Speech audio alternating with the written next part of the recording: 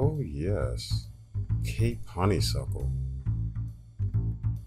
Cape Honeysuckle is an attractive flowering shrub, and it's native to South Africa. It's known for its vibrant clusters of trumpet-shaped flowers, which bloom at the ends of its branches. They can be found in shades of orange, coral, or even red. The leaves are glossy, dark green, and divided into several leaflets. What they mean by leaflets is just that the entire leaf is actually divided, so if you look closely, you'll see that they're compound leaves. There's one on either side.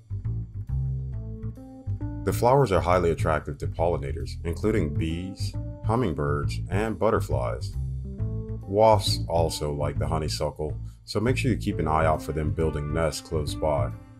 We don't want to unalive the wasps, but if they're living too close, you'll need to make a tough decision.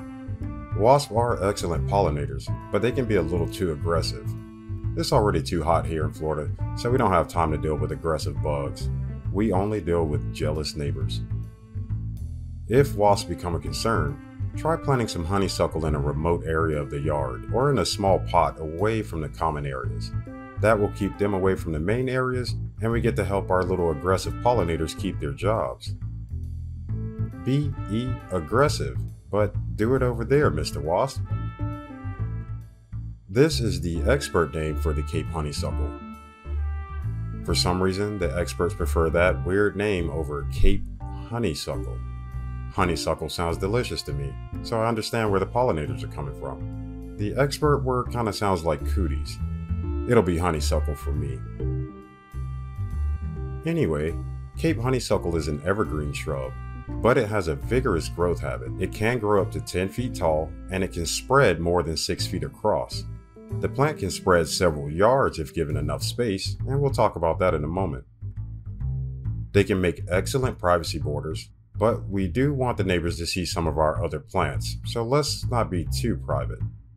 However, the Cape Honeysuckle is so pretty that your neighbors will be jealous before they even get to see the good stuff hiding behind it. It's a great plant to grow in front of windows to provide both shade and privacy. And it's kind of nice to look outside and see your flowers peeking through the windows. Hi honey, peekaboo. Also, it can be trained to climb on trellises or arbors, adding vertical focal points to the garden or pots and containers. Cape Honeysuckle loves warm climates, but I'll tell you later. It prefers full sun to partial shade, so plant it in a location where it can receive at least 4 to 6 hours of sunlight. Here in Florida, it'll benefit greatly from some afternoon shade on those days where we have intense sunlight. The beautiful thing about growing honeysuckle in Florida is that it can tolerate our Florida heat and our Florida sun. But helping it to cool off after a hot day will make your plant love you even more. And there's nothing wrong with some extra love. For you snowbirds, you may not need to bring your potted honeysuckle indoors until you start to reach the low 30s to mid 20s. So this makes an excellent tropical plant for you to show off. When the Cape Honeysuckle experiences frigid weather, it'll just draw back and drop its leaves. But it'll bounce back as soon as the weather starts to warm up. If you've kept them pruned to a manageable shape, then taking them indoors shouldn't be too much of a hassle. The one we have here has thrived in our Florida sun and our Florida heat for several years. It is also maintained during the winter season, which we only have a few days of weather in the 30s throughout the entire season, and it's usually overnight, so it's technically only a few hours of frigid temperatures. So she can tolerate hot and cold climates for the most part. Water your newly planted Cape Honeysuckle regularly to help them establish their root systems. Water them twice a week and give them about 3 months to become established. Once established, Cape Honeysuckle is drought tolerant and requires minimal watering. Once you see that your Cape Honeysuckle is thriving, give them a deep watering once a week. You may even be able to go up to 2 weeks without affecting the plant.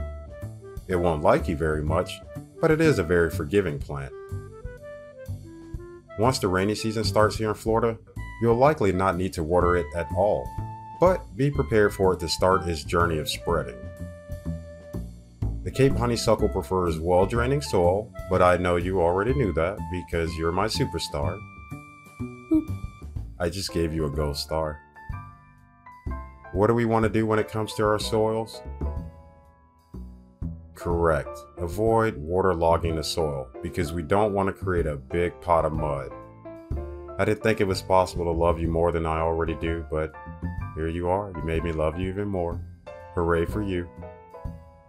Another good thing about the Cape Honeysuckle is that it can actually tolerate various types of soil. And in Florida, we most certainly have various types of soil.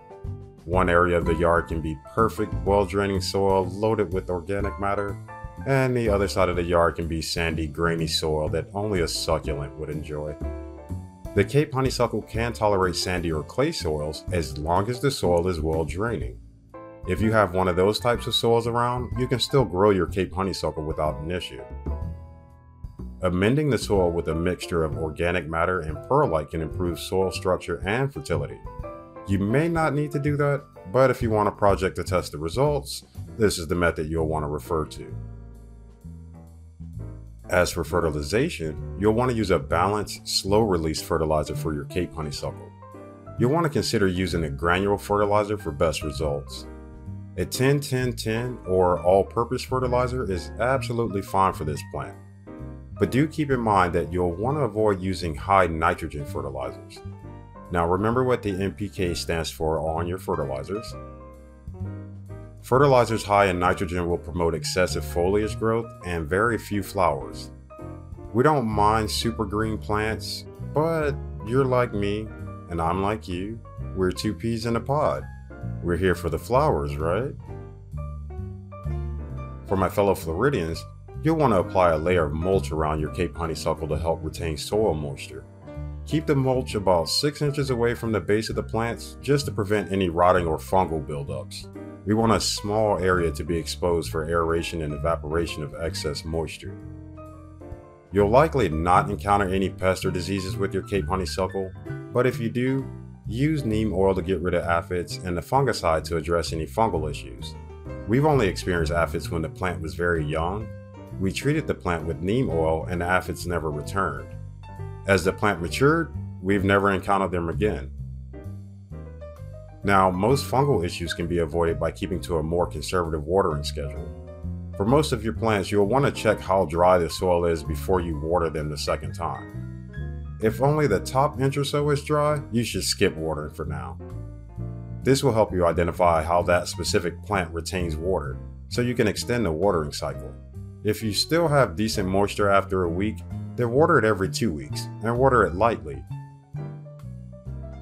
Although the Cape Honeysuckle can get out of hand with its wild growth and spreading behavior, it can be pruned to a more compact size. It recovers very fast from pruning. The good thing about pruning your Cape Honeysuckle is that the cuttings can be easily propagated by sticking them into the soil. You won't even need a rooting hormone for this plant. It's very great at rooting itself. The cuttings can be rooted in water also, making it a great plant to experiment with. Rooting the cuttings is a great idea to fill in some blank spots in your honeysuckle arrangement. The Cape Honeysuckle can also be propagated from seeds or by layering. The seed should be placed in well-draining soil and kept moist until germination occurs. This can take anywhere from 1 to 3 weeks. Layering involves bending a low-growing branch to the ground, covering it with soil, and allowing it to root over a couple of weeks. You'll want to use something to hold the branch down into the soil. After the segment roots, you can cut it off from the mother plant and plant it elsewhere, or leave it be and let your honeysuckle spread more across the area. In all honesty, the Cape Honeysuckle will perform layering on its own. It uses runners, which are those horizontal stems that grow near the base of the plant. The runners allow the Cape Honeysuckle to help itself spread. So, wherever you decide to plant Cape Honeysuckle, be sure that you don't mind it spreading beyond the area you've chosen. Overall, the Cape Honeysuckle is a beautiful and adaptable plant that grows extremely well here in Florida. They'll add vibrant colors to your garden when they flower and provide lush green foliage in between flowering. They're wonderful for attracting pollinators and require little to no maintenance once established. Ensure your Cape Honeysuckle receives 4 to 6 hours of sunlight, which is definitely not a problem here in Florida, and make sure that whichever type of soil you plant your Cape Honeysuckle in, it is well-draining soil.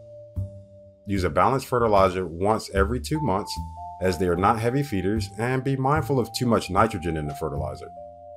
We love our green stuff, but we want flowers, as many as we can get. More flowers equals more jealousy, and that's the bottom line in floral warfare. Water them deeply once a week and ensure they have room to spread out. You won't regret your honeysuckle forcing the neighbors to look at her. She can be stunning all year round. Well, I hope you found this information helpful, and I hope you plan on adding some Cape Honeysuckle to your strategy. Let's keep working together to make those neighbors jealous. Until next time, enjoy the rest of your day.